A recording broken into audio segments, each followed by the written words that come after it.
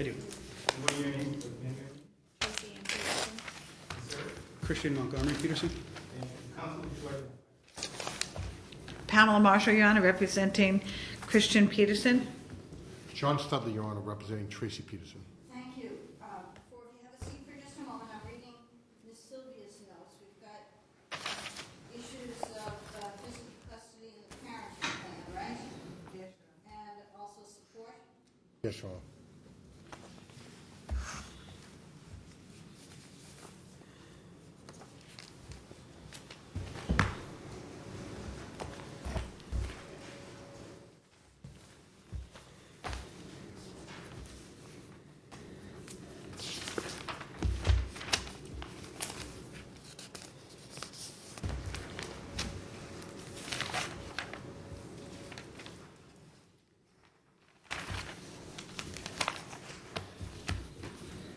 On this, in reference to this stipulation, Mr. Peterson, you both stand and let me ask you both if you read it carefully before you signed it today. Yes.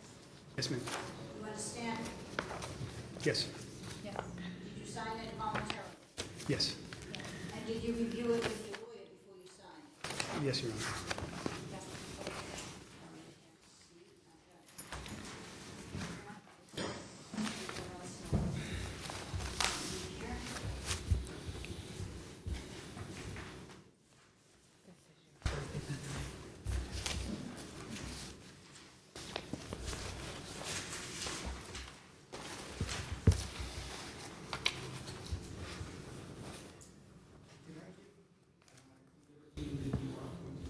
Yes, it's in there.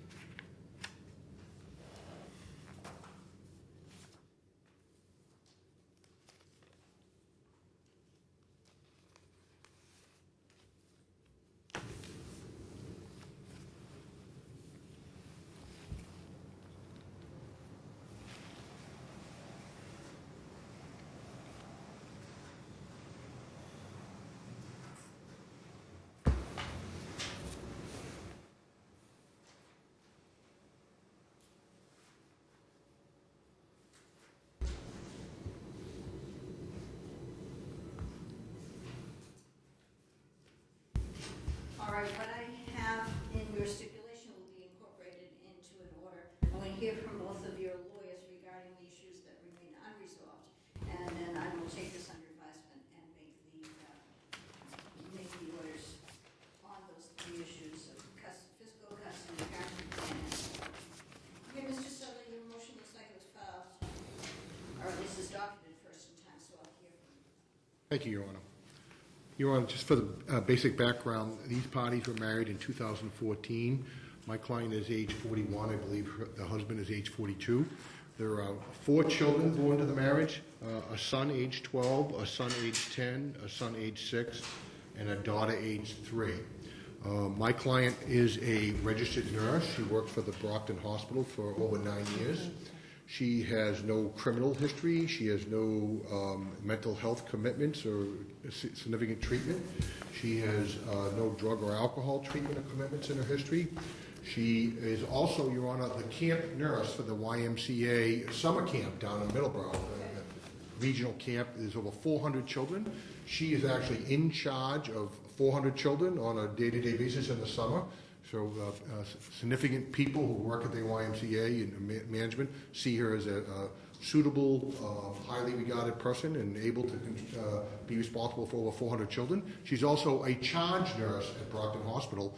That's her regular job, where she's in charge of a whole floor. I think is there 40 beds or something? 40 beds each night that she's in charge with. She has worked evenings. She works from 11 o'clock at night to 7 in the morning. She leaves the house around 10:30 at night and comes home around 7:30 to 7:45. And they have done that. She works 3 days a week. They have done that for a number of years. The husband works during the day, leaves the house around 6:30. He has a 17-year-old daughter from a prior marriage that is living with him and was living with these parties for the last several years. So he's also charged with transporting her. She has no vehicle, or had no vehicle when she lived with my client, and he's responsible for getting her around completely.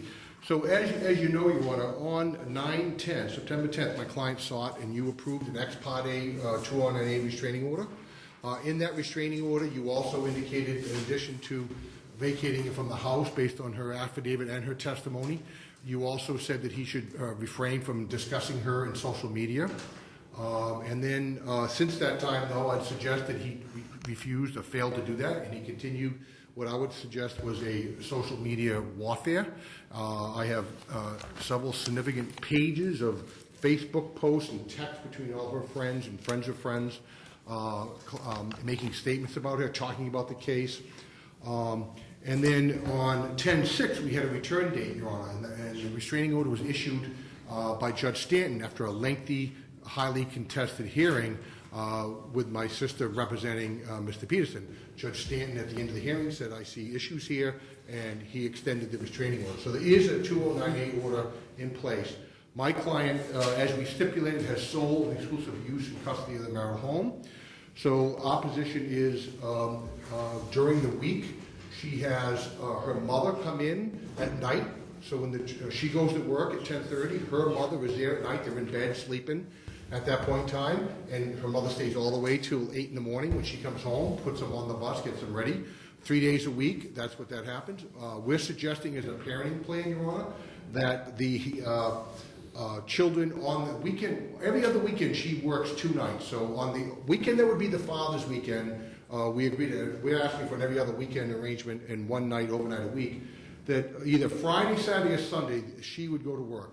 So he would have the children during those days. So the rest of the week, she would be only working one night that week. So she has been a prime custodial parent throughout the lives of these children, including this 3-year-old girl. There is a history of certainly verbal and abuse constituting domestic violence, and it's been a finding. The judge has made that finding. Judge Stanton has found that there's suitable grounds to issue the restraining order for 6 months. The 10-year-old and the 6-year-old boys have had a history of having emotional problems. The 10-year-old's been in counseling for 2 years. He's recently come out. The 6-year-old now is acting out. I know my sister's going to ask for like a split physical custody arrangement, and we're suggesting that's not in the best interest of the children at this time, because we're going to disrupt their rootedness in the home, their stability, all the things that they love their home, they love being in their home, they love all the things that are associated with their home. To put this into a joint physical custody for the sole and exclusive purpose of father avoiding to pay his child support as obligated under the guidelines would clearly not be in their best interest. Your Honor, I'll point out a few things really just because I'm responding to my sister's affidavits, and I know what she's going to say pretty much at this hearing. I am not re-arguing that restraining order. They had that hearing. My sister today, this morning, and I suggest this afternoon, is going to want to relitigate the restraining order. Her client doesn't feel. That's not what we're here for. We're here to make arrangements for the custodial arrangements. This Mr. Pedersen has a long, storied history of drug and alcohol abuse. He's admitted such in countless or numerous newspaper articles, and I have shown those to my sister. And he's quoted as saying, his one quote he wrote, he's a band member. He played in a rock band. In 1997, the band broke up due to the lead singer and Middleborough resident Kristian Pedersen's drug use and behavior towards other members of the band. The musician admits, I think of everybody in the band that I had to grow up the most. I had lots of problems and a super addictive personality. However, I have better control now. So for about 15 years of his life, he was an alcoholic and used drugs. He admits in the newspaper that he was sent to, participated in drug rehabilitation centers. Now they're saying it's one, and his only drug was marijuana. Well, all due respect, Your Honor, I don't think people talk about having a drug addiction problem within a rock band if it's marijuana. I don't think that's what breaks up a rock band. I think he had more significant issues. He told my client he used heroin, he used cocaine. He has been clean and sober, we know, for the last 4 years, and we're happy for that. But since then, he's treated the wife miserably, yelling and screaming at her, calling her lots of names in front of the children. He threatened to kill the children and him, her 4 years ago. The children witnessed this. The oldest one remembers this. This is what I think is the root, or I suggest is the root of their emotional troubles now. We're trying to provide stability, smooth transition, and ask that the custody arrangement that I'm suggesting and submitted in my affidavit is correct. A couple of little facts. I'll wrap up because I know my sister's eager to speak. What I think is very indicative here, Your Honor, when you issued the ex parte order, you allowed for custody, for visitation. Mr. Pedersen could see the children. That was on 9/10. We had to move the hearing to 10/6 because of my sister's schedule. He refused to see the children for that almost a month period. And I emailed my sister and said, let's make arrangements for contact with father and children, because the children wanted to see their father. It's on the 209A, right? That's under the 209A. That was permitted, and you permitted that. And he refused to see the children, and he told the children, Your Honor, that he can't see them because of their mother. He was willing, whether he can understand that he did it or he did it consciously, to manipulate the children and use them as weapons because the children wanted to see him, and they blamed mother for not being able to see the children when she agreed in your court that he could see the children. So, and that went on for almost a month. So we went into court on 10/6. He did, and while at the same time he's posting and telling people that she's preventing him from seeing the children. What kind of father does that, uses their children, instead of just seeing them and being with them and keeping them out of the middle of this bad situation, he uses them as a weapon by not seeing them, say, oh, I'm afraid to see him, she'll arrest me or whatever. And wild horses couldn't keep me away, and that's what his attitude should have been. He should have saw his children. On 10/6, the day we had the hearing, he lost. Before my client even got back to my office, he's texting her demanding to see the kids, which is fine. But so he just used that whole month of manipulation. The other thing he did during that month that I think is very telling and indicative of why it's best to leave the children primarily with mother is he refused to pay any bills during that month. He didn't pay the mortgage. He didn't pay any of the daycare costs, the extracurricular costs. And I was asking my sister, can he contribute to some of the bills? She can't go a month and a half without any contribution. We absolutely flat out refused to pay any expenses. So hence, in my motion, when and if you order child support, I'm asking you to go retroactive to the date of the filing or the week after, because he's failed to contribute to the marital home whatsoever. Has a significant mortgage. She is down to zero money, and he put the children at risk by failing to contribute anything to pay towards their expenses. So my client was home during the day. Father, yes, he got children off the bus when he got home from work on an alternating basis. So my client participated, sometimes he did. She cooked dinner almost every night and went to bed at 6 o'clock. After dinner was had, they did the homework with the children after school. And from 6 o'clock to about 9:50, she would sleep and then go to work, and then she would sleep during the day. But now she can sleep during the day because the youngest 3-year-old goes to daycare 4 days a week.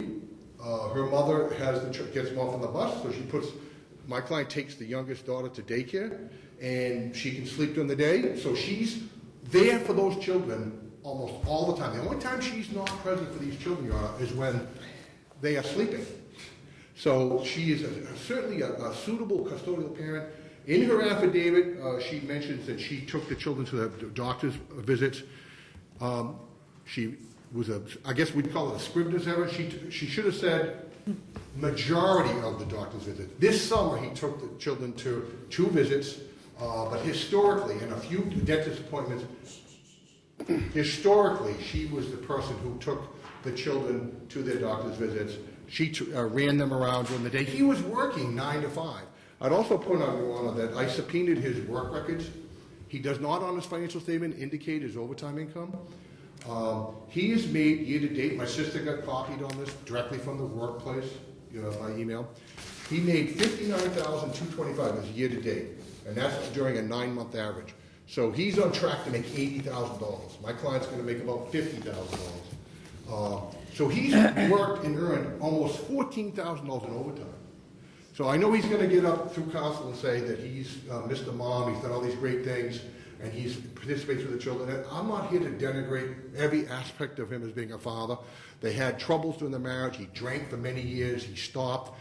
We're hoping he stays sober, even though he's posting pictures again on Facebook of him at bars with women on him. I have the pictures now. If he's a former alcoholic, what's he doing in bars?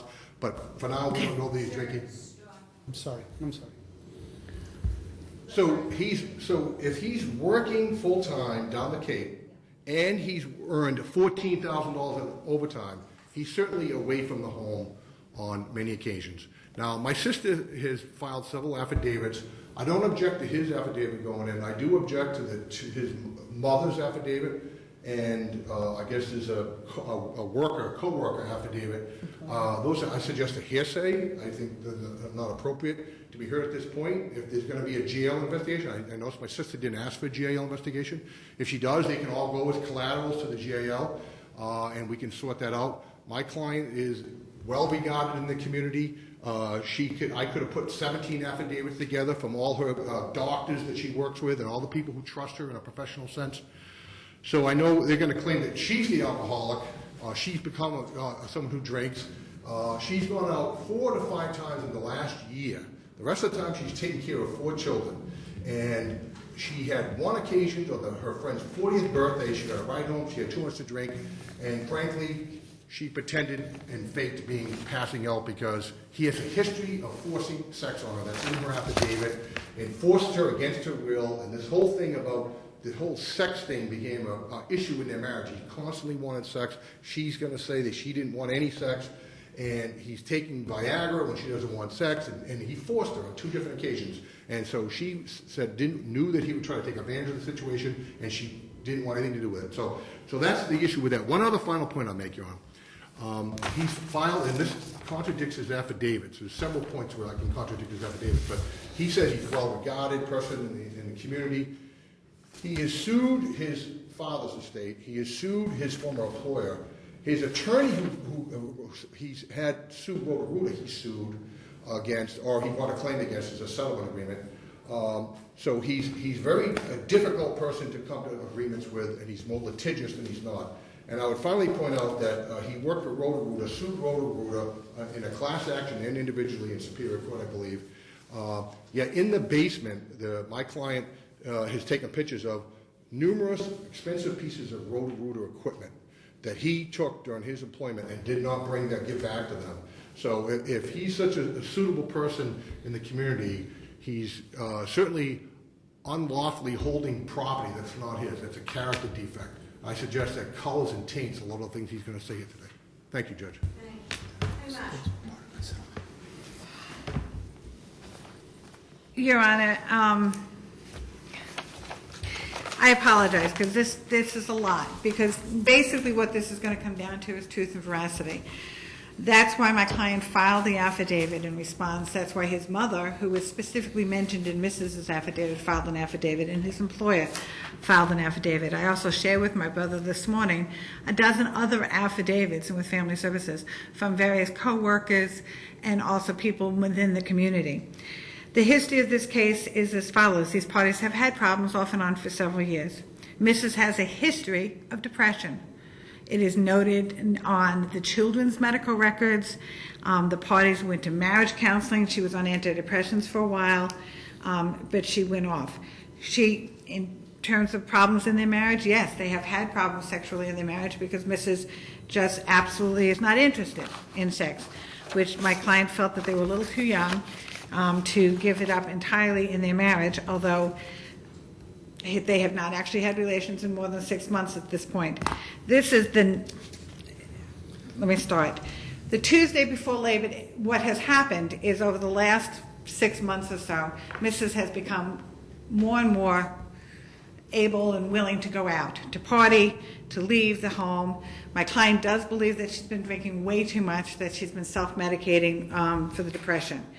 The Tuesday before Labor Day, there was a text message from a friend of hers on her phone that he happened to see as he was walking by about making plans for the weekend to go out and party. They had an argument about that. Despite that argument, they continued to live together, co-parent together. That weekend, he went down to the Cape and took the 3 children camping to his grandmother's house. He came home on Monday night. She asked him to leave. He left. No problem. None whatsoever. He left. She also threw out his 17-year-old daughter, who had been living there with the last 4 years, who was about to start her senior year in high school with a bunch of AP classes, is a good kid, and all of a sudden has to couch surf because they have no place to live, because that gives you a tenor of the relationship and the situation. So my client leaves. They continue to text back and forth. I did not have, at the restraining order, the text messages because my client had brought his phone, was not aware of the fact he wasn't able to bring it upstairs, and didn't have them. He has since printed them all out. I have the text messages. I've shown them to my brother. I'm more than willing to have you on and take a look at them because I think it gives you a really good idea of the tenor of this relationship. All day Tuesday they're texting. All day Wednesday they're texting. There's no problem whatsoever until she says, "You're taking the kids this weekend." And he says, "Wow, I'm on a couch. I don't know what's happening. I don't know what I'm going to do for money. I have to get a lawyer. I don't know what I'm doing this weekend. I don't think I'm going to take the kids this weekend." And her response is, "You're only doing this to hurt me." Those are the text messages, and the next day she comes and gets a restraining order. Judge Stanton heard it. It went back and forth. He eliminated everything out of that restraining order except for the non-abuse and to stay out of the house. Everything else having to do with the children and the no contact. Up until that point, my client was terrified. She had lied on the affidavit for the 209A as far as he's concerned. We're going to go into that in great detail, that affidavit and the most recent one. And he had no idea what she would do next, and he could see himself getting arrested for simply trying to go and pick up his children. So on my advice, he stayed away until we could get before the court. Once the court eliminated all of those strictures and stuff about seeing the kids, no problem. He wants to see his kids. Of course, she's denied him more times than not because he says, "I want to take them here, I want to take them now," and she says, "No, no, no, no, no." Your Honor, the reality here is that Mom did this restraining order and did this whole situation today because she is afraid of my client getting custody or joint custody of the children. Her affidavit, there are very specific issues with her truth and veracity. She says, quote, "I have taken the children to all of the medical and dental appointments." We have all of the medical and dental history. My client's taken the children to at least 50%. With the orthodontic, it's almost like 99% that he takes the children to. That's a lie. In her 209A affidavit, she said he's been sober for 3 years. Her affidavit today, she says he's been sober for 4 years. My client says no. As a matter of fact, it was March 10th of 2010. It's been 5.5 years. I know exactly when that happened. She makes big to-do about guns, that he told her there was a gun in the house, that it was hidden behind the television. She did not ever call the police and say, "Come look and search for a gun." She never found a gun. She never turned in a gun. My client says, "I've never owned a gun. The only guns we've ever had in the house is BB guns." The medical records reflect that every year when the children go to the physical, they ask, "Are there any guns in the house?" And she says, "No, just BB guns." One of them was on October 9th. So she comes before this court and says, "He told me he has a gun." But never called the police to come look for one, has never found one, has never produced one. My client didn't take it with him that Monday night on Labor Day when she said leave. He grabbed his clothes and the daughter's clothes and they left. That's it. And then she comes to court, and at that point he hasn't seen the affidavit. He had no idea what the allegations were. Actually, at that point she hadn't even filed it yet. And then 3 days later she says, "Oh, he told me he has a gun." And she repeats it in today's affidavit. She also says, she makes the allegation that his mother, who's sitting here in the courtroom, has substance abuse issues. The woman has taken great umbrage to that and has filed an affidavit that says not only do I not have substance abuse issues, but she's married to a dentist who's well known in the area, who works actually as the Patriots dentist, and has prescriptions to narcotics and stuff. And the whole notion that there's some kind of abuse of narcotics is repugnant to these people. But there's another thing that she quotes as fact, and it's just simply not untrue. A lot of her other issues are unfortunately more difficult to dispute. She throws out this allegation that he used cocaine and heroin. When? This man has never been arrested. He has never been PC'd. He has no record whatsoever. He's never lost a job because of drugs or alcohol. He had 10 years at Cardinal Cushing working with disabled children. Thereafter, he went back and got a plumbing license and worked for 5 years as a plumber before going back and getting his water treatment license. He now has his water treatment license and top security. He works for the water treatment company that does Pine Hills and also the Cape, the Joint Army Air Force Base on the Cape. So he's got top security clearance. No blemish on any record. If you do a query, there's nothing there. When was it that he allegedly used these drugs and alcohol? My brother quoted from a newspaper article from 1999, before these parties were even married. And my client said, no, it's not true. I did go to rehab once when I was 16 years old. I was using marijuana and drinking. I have never used cocaine. I have never used heroin. Certainly have never used anything like that. She doesn't even make the allegation that he ever used anything in the marriage. She just says he drank heavily. He said, yeah, he did drink more than he should have. That's why he stopped 5.5 years ago. She, however, is still continuing to drink more heavily than she should have. The issue here, I submit, Your Honor, is about child support. It is about her wanting to keep that house, her wanting to get the maximum amount of support from him, and it has nothing to do with the children. Every time we talked about the parenting plan, it was, well, what is he going to pay for child support? And my client's situation is as follows. He has been involved with these children from day one. Up until 3 years ago, this woman worked full time, 5 nights a week, overnight as a nurse. She went to work at 10:30 at night. She didn't go to bed at 6:30 because she couldn't have worked every day on 3 hours of sleep. She got to bed most afternoons by 3:30. He works 6 to 3. He works those hours so that he was available. He got the kids off the bus. We have affidavits from the next door neighbors. They never saw her at the bus stop. It was always my client there off the bus. The boys are involved in Cub Scouts. He's a Cub Scout leader at the local Catholic Church. They make some bizarre comment about how he is anti-Catholic in their affidavit. But my client, as he said, worked for the Catholic Church for 10 years at Cardinal Cushing, now is the Cub Scout leader with the Catholic Church-sponsored troop. He has absolutely nothing against the Catholic Church, but he's a Cub Scout leader.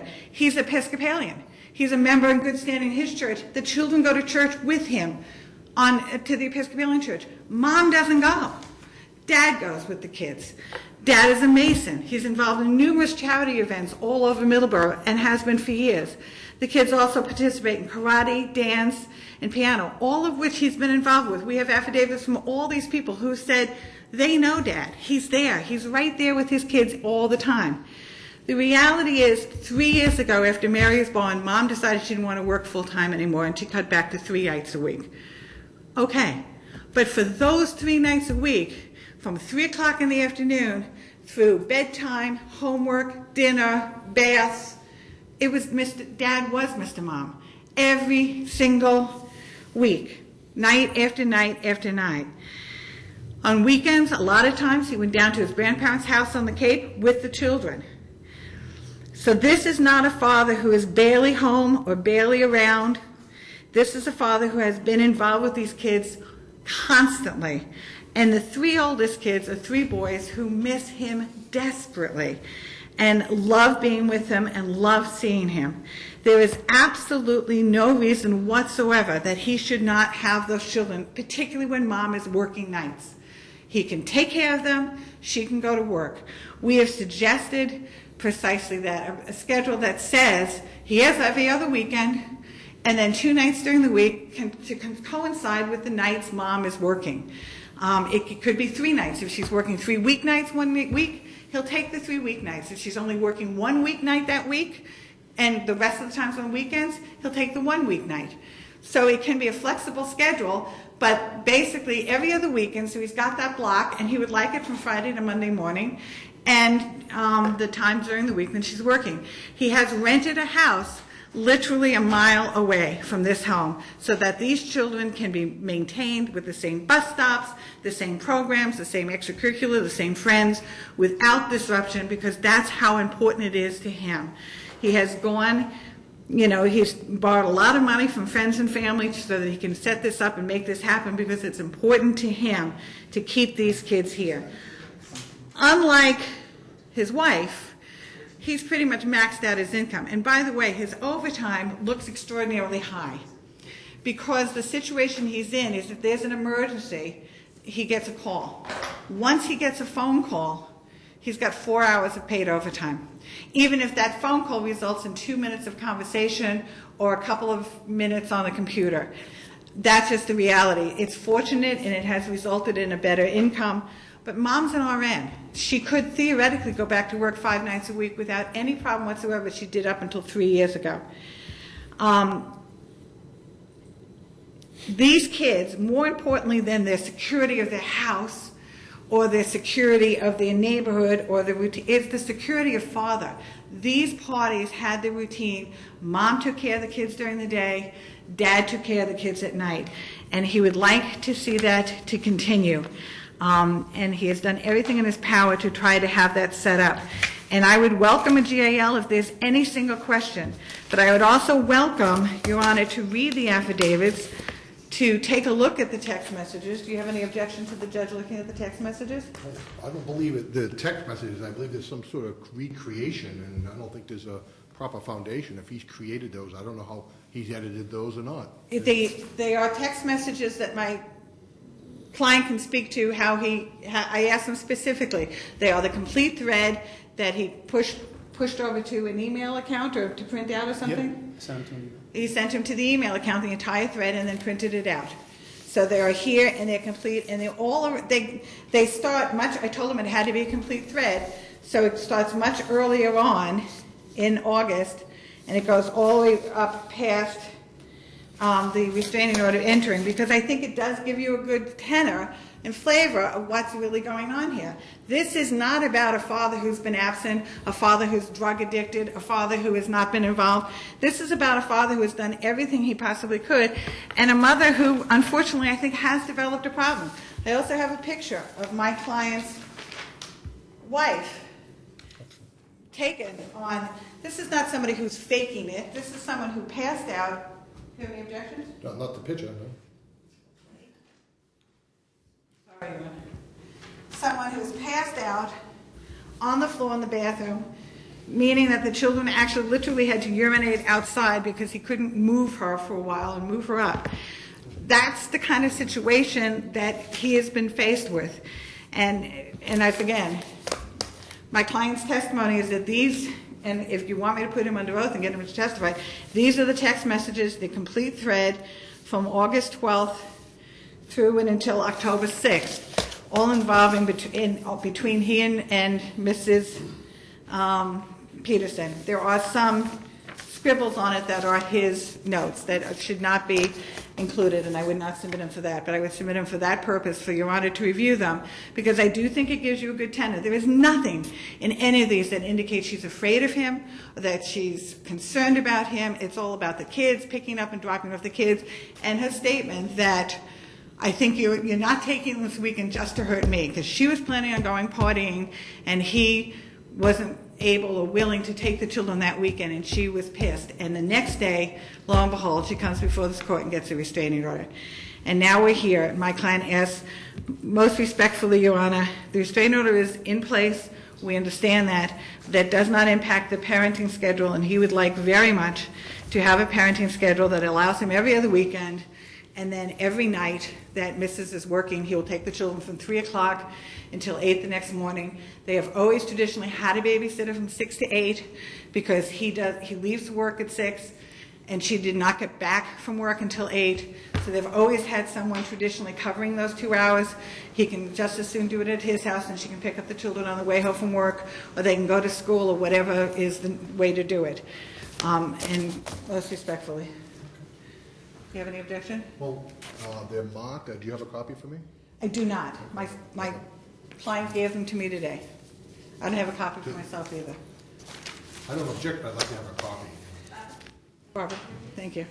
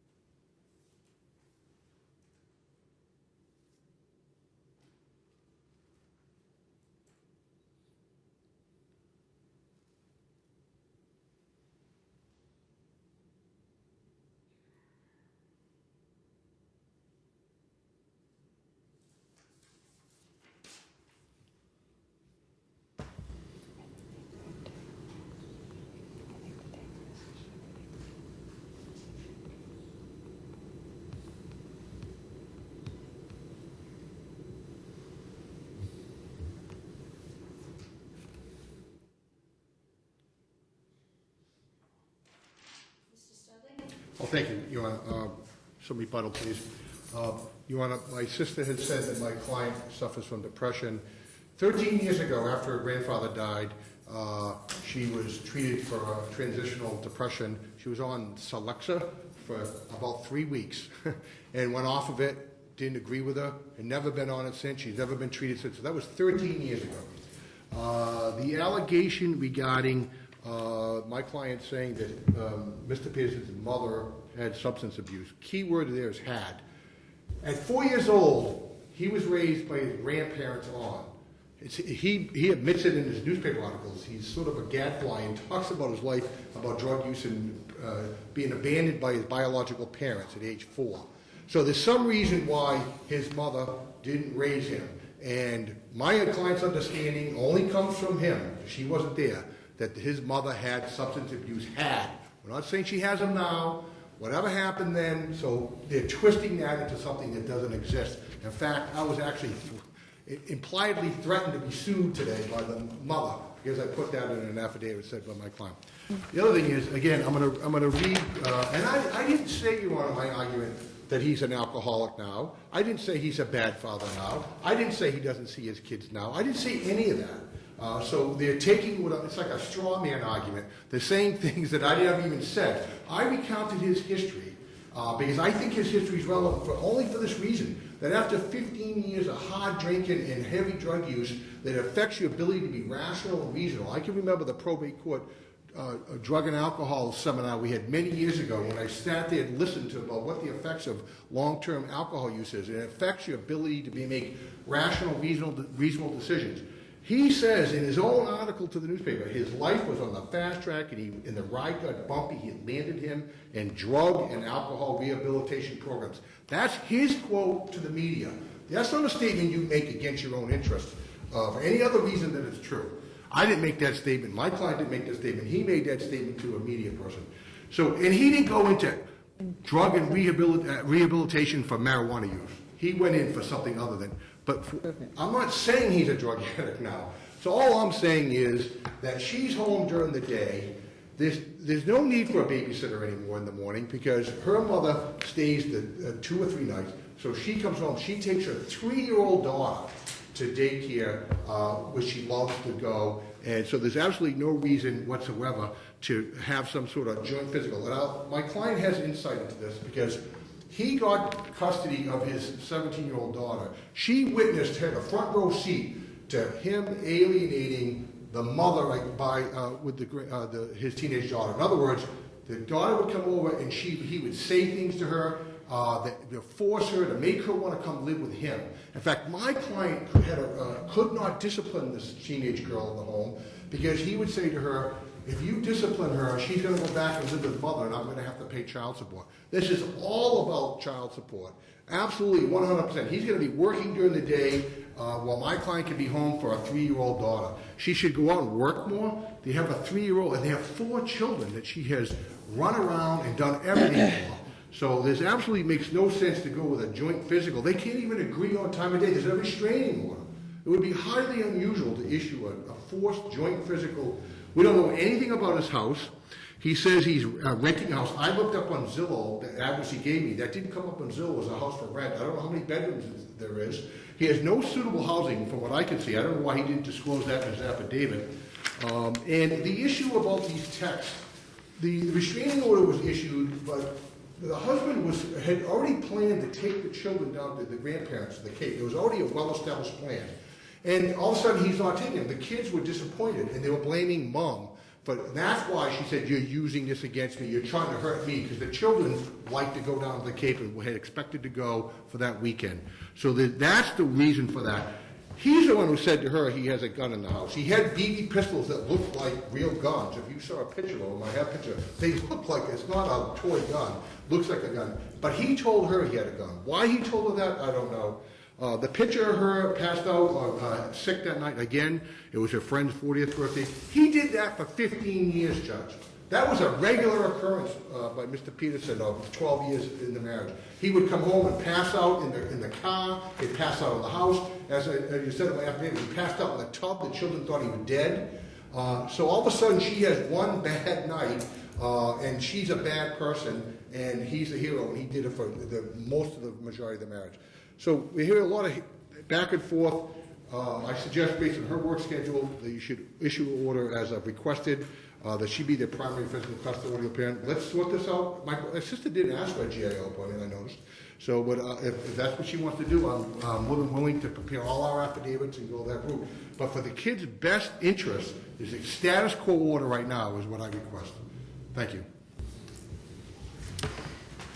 And again, Your Honor, if there was a status quo order before there was a restraining order, my client would be taking care of the children 3 nights a week. Mrs. would be going to work. That's what they were. That was the status quo. And then they shared the rest of the time, including my client spending most of the weekends on the Cape at his grandparents' house. So he talks about 15 years of hard. These parties have only been married 11 years, and my client's been sober for 5.5. So, I mean, let's put this, Mr.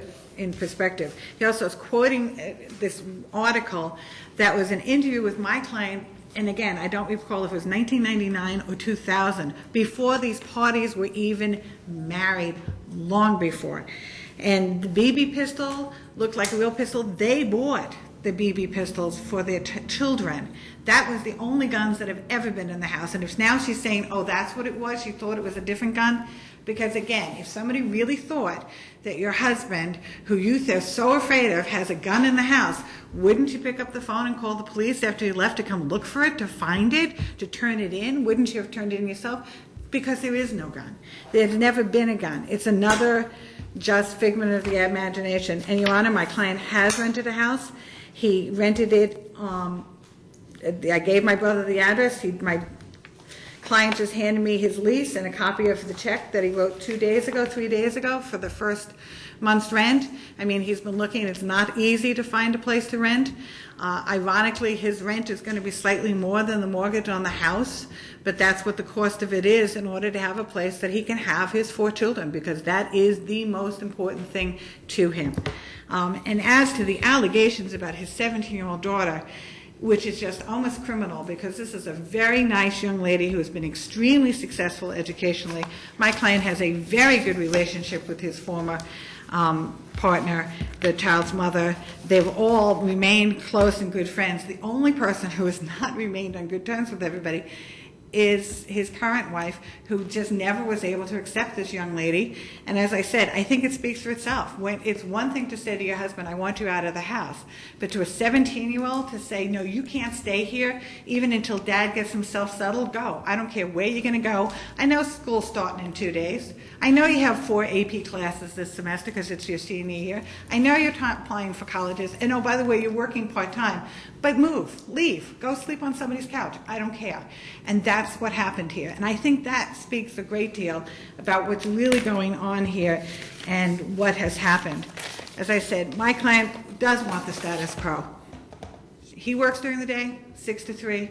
She works 3 nights a week. He wants his children during that time and most of the weekend time, because that's what he always had with the children, and because he does take them to all of their activities, all of their sports, and that's a very big piece of it. My client wants me to make sure to say that nothing will prevent him from being able to continue to attend all of those things with these kids.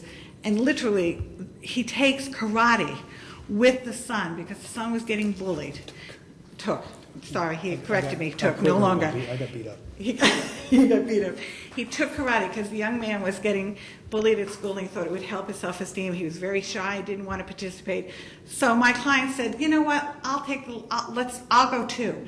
So he took karate lessons with his son to make the son feel comfortable and involved. And the person who runs that karate thing is an attorney who sent me an affidavit saying it was incredible to see a father who was willing to come through and do that for his son, to make his son feel good about who he was and strong and to counter it. It wasn't just talking the talk, oh, you take karate, but it was actually being there with him. And that's what I've seen again and again and again from people. The people at the Masons don't say, he's so a Mason good standing. They say, this guy goes above and beyond for everyone. The neighbor says, it's unbelievable to see him at the bus stop every day. The Cub Scout leaders say, we've never even met Mom. We have no idea what she looks like. So I think that gives you a taste of how involved he is, and he does not want that to go away and lose just because, his wife came running into the courthouse. Unfortunate to say, first with, an affidavit full of allegations of stuff that, frankly, is either unprovable or it can be disproved. And respectfully, Your Honor, I ask that you grant our motion for the parenting plan in accordance with what we've requested. One line, Your Honor. He hasn't taken his son to karate in 2 years. And my client never said any of the things that my sister just said to his daughter. She never said, get your stuff, I don't care. They had no conversation like that. When she asked him to leave because it was a week-long tirade against him, which he's also since confronted the wrestling coach in the last week, accusing him of having an affair with my client. So this whole fantasy of my client telling the daughter to get out on the street, he took her with him on his own accord. So she never said any of those words, not mouth for my client. And he also puts in his affidavit, my client never participated in extracurriculars. Well, then he's accused of having an affair with the wrestling coach. Well, somehow she knew about the wrestling coach, and he confronted him recently, and I'll get an affidavit by him. It's a complete fantasy. The guy's engaged to marry somebody else. So, and finally, my final point, he recently posted a Facebook picture of him, of you out of a windshield that night at 2:34 in the morning saying, I hope I make it home. And that was, so he's out doing something, having fun, and that's fine. I don't have a problem with that. But he's coming in here acting like he's an angel and he's the world's greatest person. He's got a long, storied history, and that's the only reason I brought it up. If we want him to be a father, to see his children, and we're not trying to do that, we have to divide their time somehow. Right now, my plan is the best plan. Thank you. Just, my client tells me the wrestling coach never happened. He has no idea what she's talking about with that. And I hope it make it home. He was out four-wheeling or something. I have no idea what that is. With his brother-in-law. And oh, by the way, the picture of him at a bar with a woman happens to be his cousin. So, as you said, it just, you know, that the same thing with the Facebook campaign. He really went on there and said how much he missed his kids, how much he wanted to see his kids. It wasn't about her. It wasn't talking about her drinking or her depression. It was about him and his children and the situation. So there we have it, Your Honor. His Facebook post called for. This is the second one we're talking. Yeah, I know there's nobody It was here. the luxury of being, the last. the last case, He posted on Facebook and asked for people to come and witness the 209 Navy standing. The open invite to everybody come watch it and support him. I think that's inappropriate. That's not what I said. And my client says that's not what he said. I have no idea what he did or didn't say. I believe what he said was this was happening and he could use everybody's prayers and help in the situation. Because my client is a fairly religious guy and he does believe in the power of prayer and community and spirit. So, Can I show that to the judge? I showed you that previously.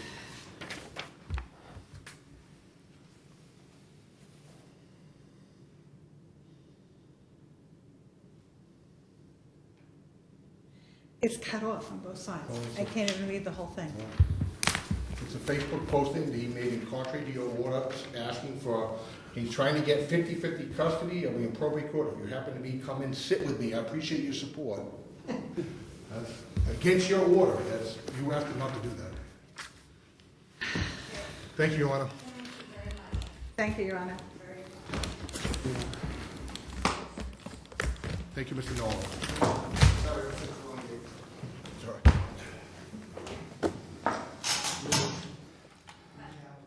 That case down in mediation with the jury. oh, yes, and I just. I deny all knowledge of those people.